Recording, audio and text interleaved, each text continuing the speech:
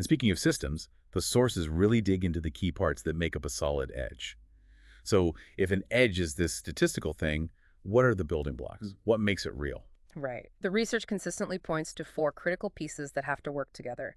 You've got your win rate, your risk-reward ratio, then unwavering consistency, and finally being meticulously data-driven. Okay, let's take those first two, win rate and risk reward, because they're tied together, right? Your win rate, that's just the percentage of times your approach wins. Simple enough.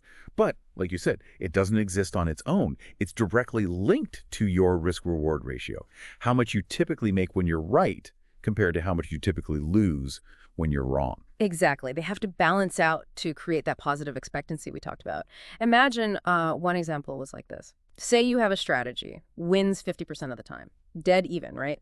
If your risk reward is 1-to-1, maybe you make $50 when you win, lose $50 when you lose, well, over time, you're just breaking even before any costs. Makes sense. But what if you change that risk reward?